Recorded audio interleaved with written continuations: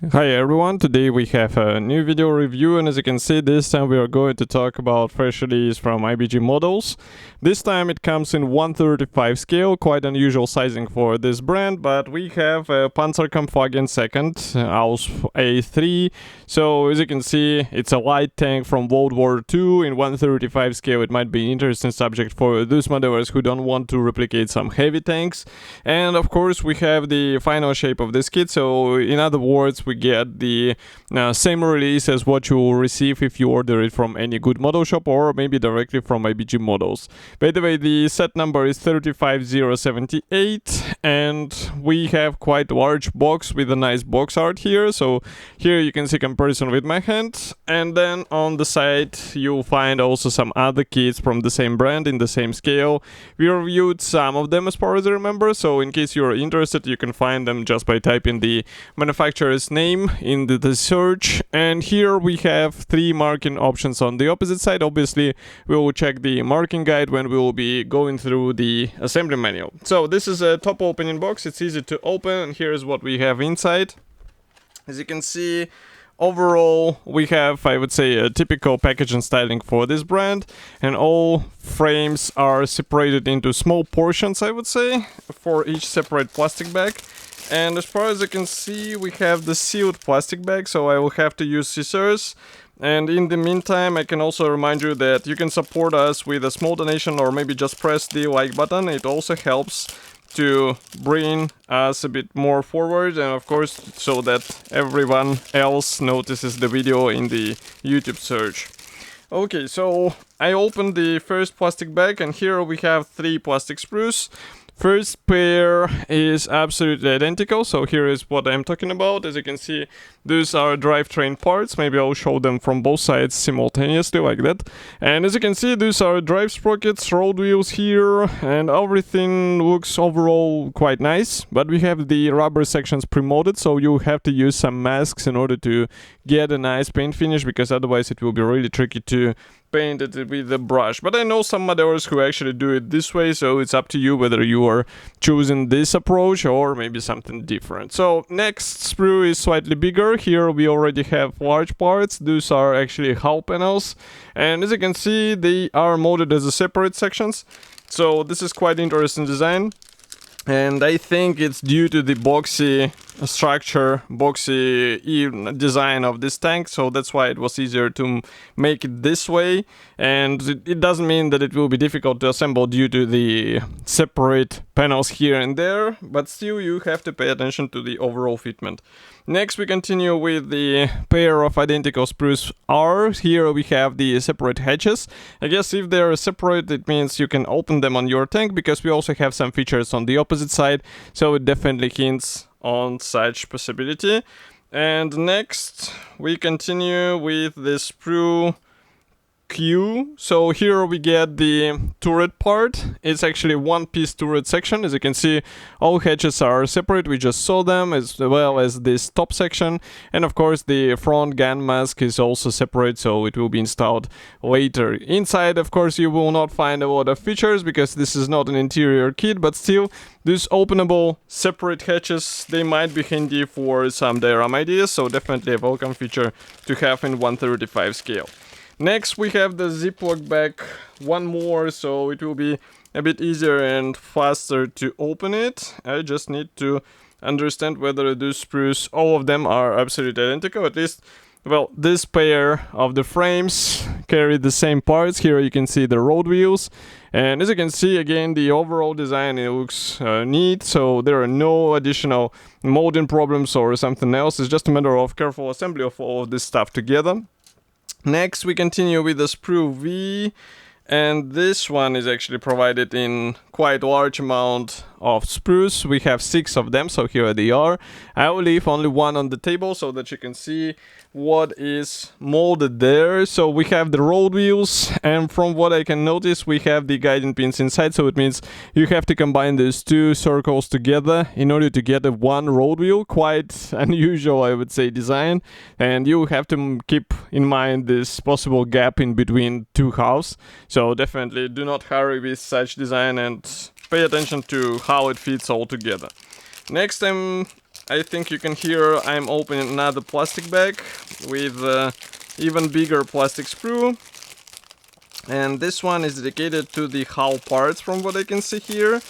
And again, amount of the small frames here hints that manufacturer was making it in order to be a bit more flexible in terms of various options and types of the tank, which is understandable, I would say, as long as it's not taken to extreme measures. So here you can see some of the parts for the suspension, again absolutely identical parts, and I can flip over one of the sprues so that you can see what we have inside. As you can see, there are guiding elements for the road wheels, so it should be easy to assemble, but as usual, German tanks have quite tricky suspension, so be ready for that.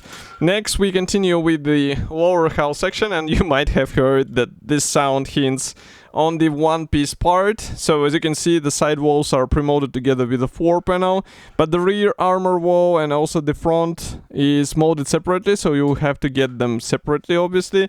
And here we also have some Pioneer tools and exhaust, as far as you can see. Everything looks nice. Here we even have some rivets, even though the bottom of the tank is usually not visible. Again, inside there is just emptiness, so in case you planning to show something inside, that will be a bit problematic. Next we continue with the top hull section. This one is also one piece. As you remember, we just get the separate sections of this top panel.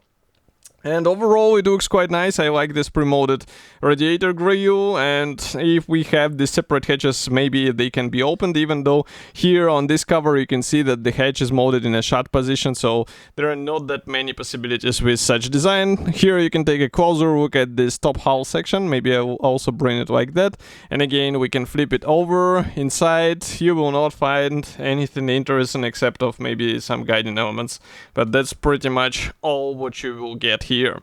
Next we continue with the track parts. So they are supplied in a separate Ziploc bag just like this, and as you can see, these are absolutely identical track links. So I will show you only one, let's say, set of the track links, because there is no need to show the same set of parts again and again. The only problematic thing here is that I'm trying to open this plastic bag and somehow it doesn't open, this Ziploc bag, which is quite interesting case. Nevertheless, it is opened now. So here it is.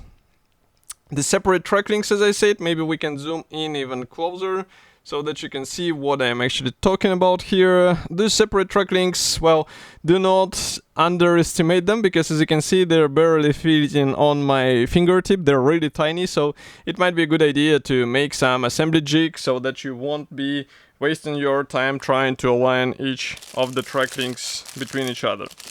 But that's your decision. Maybe you will be able to assemble it without any assembly jigs. I know some modelers who glue it straight on the tank, on the model, and they are completely fine. Their model builds, they look completely okay, and you will not even notice that the track links were actually assembled on the model. Okay, so we remove this part, and then we continue with the sprue B. Here we have some of the turret parts, and I can zoom out a bit. Here you can see that we get the one-piece main gun and also some of the internals for the turret, which is rather surprising considering that, again, we are dealing here with a non-interior kit. And if I flip it over here, you can see the parts from the opposite side. Of course, the one-piece main barrel is a welcome thing, because in 1/35 scale such, I would say, feature will be noticeable, and it actually has a big influence at the appearance of the model. And the last gray plastic sprue is dedicated to the mix of parts. Here we have hull panels as well as the Pioneer tools and also some of the suspension elements again. So everything looks cool, and the only thing where you have to be careful is with those thin parts. They might be easy to break and then really difficult to fix or replicate with something else. Next we have Ziploc bag for the clear sprue. So here are the clear parts. Overall they look quite nice, but we do not get any masks included here, so in case you would like to cover them somehow, you will have to cut your own masks. Next I'm opening another plastic bag which is dedicated to decals. So just give me a second, it should be quick. we get not only the decals but also PE threads. So first of all, let's start with the metal parts. There are actually two PE threads.